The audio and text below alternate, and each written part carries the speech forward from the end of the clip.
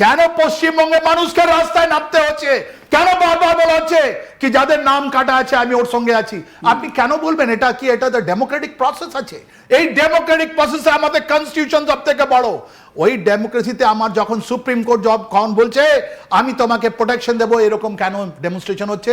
আমাদের আর্মি আগে আপনি উস্কানি দিতে চান কি আর্মিকে আটকালে আর্মি যদি ফায়ার ফর ইফেক্ট, আর্মি কিন্তু বিএসএফ নয়, আর্মি কিন্তু আপনার স্টেট পুলিশ নয়। আর যদি স্টেট না চায় তাহলে দাঙ্গা হবে না, স্টেট যদি না চায় তাহলে দাঙ্গা হবে না।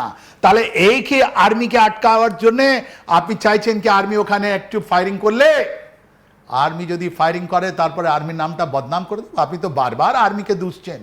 কখন আপনাকে দেখে আর্মি পালিয়ে যাচ্ছে, কখন আমরা যখন একটা এক্সারসাইজ একটা মহড়া করছি আপনি বলছেন আমাদের নবান্নর উপর অ্যাটাক করতে এসছে।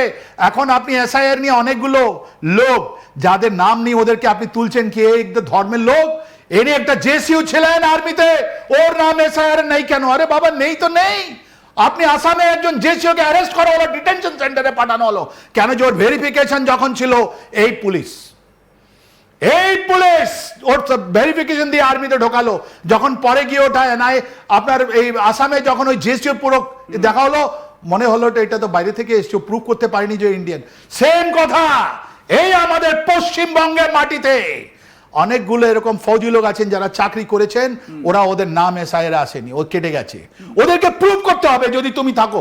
এটা সেনাতে আমি চাকরি করেছি আর আমার একটা পিপিও আছে, আমার একটা রিটায়ারমেন্ট সার্টিফিকেট আছে, তার মানে হয় না কি আমার পূর্বজ কোথায় থেকে এসছে, কি করতে এসছে, কেন এসছে। আমরা কি রাজাকারের সন্তান না? আমরা কি দ্বিতীয় একটা জাতিবাদী একটা রাষ্ট্রবাদী লোক? এটাও তো আপনি তোলার চেষ্টা করছেন, এটাই আগুন লাগাবার চেষ্টা করছেন। আপনি ফৌজের মধ্যে একটা ফায়ার দেওয়ার চেষ্টা করছেন। আপনি বলছেন আর্মি দেখে আমাকে পালিয়ে যাচ্ছে, আপনি এসআইআর বলছেন এই জেসিওদের, এই যে রিটায়ার্ড লোক ফৌজি যারা একটা ধর্মে বিশেষ লোক আছে ওদের নাম ঢুকে নাই কেন? তাহলে এই যে মানে এই যে আপনি যে কথাগুলো বলছেন এই কথাগুলোর মাধ্যমে আমরা দেখেছি মানে রাজনৈতিক দলগুলো তাদের প্রচারে কি কি বক্তব্য বলেছে, এবং এই উত্তেজনাপূর্ণ বক্তব্যগুলোকে যেগুলোতে একটা অশান্তি ছড়াতে পারে এই বক্তব্যগুলোকেই কি পাকিস্তান বা ডিপ স্টেট সিআইএ এরা হাতিয়ার করেছে? এগুলোই কি ওদের নিজেদের যারা অ্যাসেট রয়েছে তাদেরকে প্ল্যান করার ক্ষেত্রে কাজ করেছে? এইটাই তো ডিপ স্টেট, এটাই তো টুল কিট। ওরা একটা প্রথম জিনিস ওরা করে human terrain analysis. Human terrain analysis মানে যে একটা গিভেন এরিয়া, জিওগ্রাফিক্যাল এরিয়ায় কি রকম লোক আছে, ওদের ডিসস্যাটিসফ্যাকশনের কারণটা কি আছে, রাইট? কি ধর্মের লোক আছে, কি কথা আছে, কি কালচার আছে, আমরা কি করে ওটা এক্সপ্লয়েট করতে পারি। ওরা ভেবেছিল, ডিপ স্টেট ভেবেছে যেরকম ওরা বাংলাদেশে করেছিল, একটা ইলেক্টেড গভর্নমেন্টকে সরিয়ে ওরা 2 বছর আপনি দেখলেন কিভাবে। আমি আরেকটু স্পেসিফিক একটা প্রশ্ন আপনাকে করব।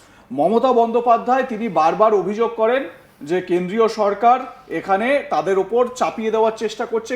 তিনি অনেকবার বলেছেন যে বিগত 6 মাস ধরে তার কাছে মানে সরকার প্রায় কেন্দ্রীয় সরকার নিজের হাতে নিয়ে নিয়েছে। হ্যাঁ, রাষ্ট্রপতি শাসন জারি করার মতন পরিস্থিতি তৈরি করেছে। তার নিজের সন্দেহ হয় যে সরকারটা তার হাতে আছেও কিনা।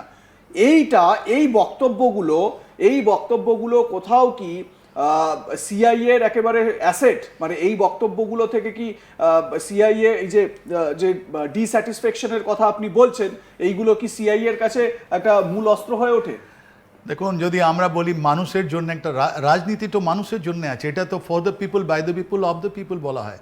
যদি আমরা মানুষের জন্য আছি, আমি মানুষের ভালো করার জন্য আছি, আমার মা বোনকে ওদের নিজের সন্তানকে আমরা যদি ভালোভাবে স্বাস্থ্য দিতে পারি, শিক্ষা দিতে পারি, চাকরি দিতে পারি, that is the best government.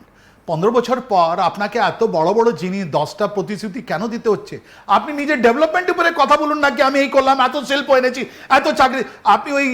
আপনি ওই বেচারা একটা আপনাকে তো আমি বারবার বলছি, একটা আমরা তো ছোট্ট লোক, আমরা তো সব জায়গায় যাই, আমরা কথা বলি, রাইট?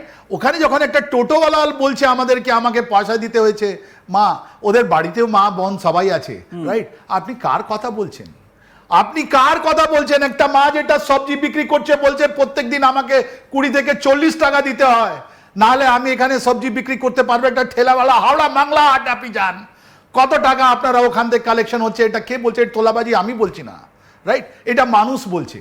আমাদের পশ্চিমবঙ্গে আপনাকে দিতে হবে। এটা আপনি যা বলছেন সেন্টার স্টেট, এটা ফাসাড।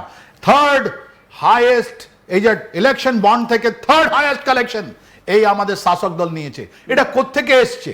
এটা এটা লটারি টিকিট, এটা সারাপ লিকার বিক্রি করে, সারাপ বিক্রি করে আপনি বলছেন, মদ বিক্রি করে উনি পেয়েছেন, কোথায় থেকে জুয়া খেলে হয়েছে, কোথায় থেকে এখানকার হাইকোর্ট বলছে এত তো নার্কোটিক্স এখানে হয় না, যত কেস আপনার পুলিশ দিয়েছে।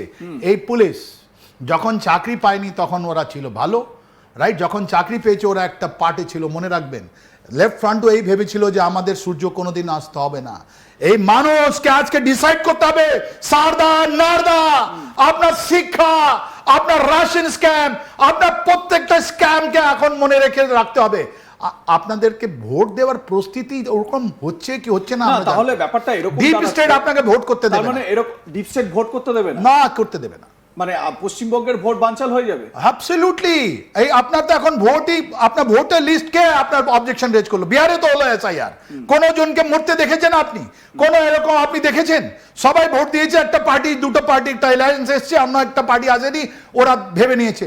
ওখানে তো একজন লোক ছিল যে 2 বছর ধরে প্রত্যেক জায়গা ঘুরে, ওর কাছে তো ডাটা ছিল, ও তো এটা একটা পার্টিও করলো, তো একটা ভোট কৌশলী ছিল, ও তো জানতো কি বিহারে এসআইআর কেন, ওরই তো ব্রেন চাইল্ড, ওরই এসআইআর ব্রেন চাইল্ড, কি কতগুলো লোক বাইরে আছে, কত লোক মরে গেছে, কোথায় বিয়ে হয়ে গেছে, ওরই তো ব্রেন চাইল্ড। ও তো পয়সা নিয়ে সবাই কিছু করলো।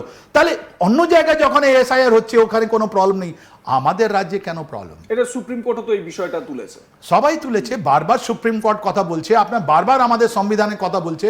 আরে বাবা, আপনি যত ভালো কাজ করেছেন ওর উপরে আপনি ভোট চান। আপনি মিনি পাকিস্তানের উপরে ভোট চাইছেন, মোতাবাড়ি আপনি ভোট চাইছেন। আপনি মাটি দেবেন না, আপনি জল দেবেন না, মাটি বিএসএফ কে দেবেন না, দুষবেন আমরা বিএসএফ পার্লামেন্ট থেকে এখানে। আরে দিন না আপনি, কারণ তো সুপ্রিম কোর্টও বলে দিয়েছে, হাইকোর্টও বলেছে কি আপনাকে দিতেই হবে। হ্যাঁ, আর এই পয়সাটা কোত্থেকে আসছে, এই যে তোলাবাড়ি কোত্থেকে আসছে, আপনি ডিটেল দিন না মানুষকে, কি আমি এত থার্ড হাইয়েস্ট ইলেক্টর বন্ড থেকে আমার থার্ড হাইয়েস্ট আমার গ্রসিং আছে, আমার কালেকশন আছে, বলুন কোত্থেকে। আপনি ট্রান্সপারেন্ট থাকুন না। আপনি যদি মানুষের কথা বলেন, আপনি যদি সবাই জিনিসের কথা বলেন, প্রত্যেকটা ডিস্ট্রিক্টে আমি যখন এখন আমাদের চাকরি শেষ করে যখন আমি আসছি, হাওড়া এসছি, আমি দেখছি কোনো ওখানে খেলাধুলার কোনো মাটি নেই, পড়াশোনার কোনো পরিবেশ নেই, স্বাস্থ্যটা ভেঙে গেছে। যেখানে আমার মা ট্রিটমেন্ট পেয়েছেন হাওড়া হসপিটালে, রাইট, ওখানে গিয়ে আমার খুব ভালো লাগে না ওরকম, রাইট? তো প্রত্যেকটা ওখানে গ্যাস্কিন উইলিয়াম, ওখানে কি ছিল না, আমাদের রেমিংটন র্যান্ড, আমাদের বর্ন কোম্পানি, কতগুলো লোক চাকরি ছিল ওখানে, আর কোনো দোকান নেই ওখানে। সব বলছে আমরা মাল বানিয়ে দেবো না, বড় জিনিস। আরে যখন শিল্প থাকবে না, পয়সা থাকবে না, কি উন্নতি করেছেন আপনি? আরে বাবা, ইলেকশনে মানুষের কাছে যান, হাত জোড় করে পোস্টার দিয়ে, আর ওই পোস্টার যে আপনার এটা চাচ্ছে থেকে টাকা তুলছেন, এটা ভালো লাগছে না। এটা আমাদের পশ্চিমবঙ্গ নয়। এই আমাদের ওই যারা আমাদের প্রাণ দিয়েছে, যারা আহুতি দিয়েছে, এই ওদের পশ্চিমবঙ্গ নয়। এটা আমরা সাপোর্ট করি না। আমরা সাপোর্ট করি ওদেরকে যারা ট্রান্সপারেন্ট থাকুক। আমি বলছি না এক পার্টিকে দাও, ও পার্টিকে দাও, এই দাও, যেখানে ভোট দেবে ওখানে দাও, কিন্তু একটা পরিবেশ তৈরি করতে দিন। এই ডিপ স্টেট ওই পরিবেশটা তৈরি করতে দেবে না।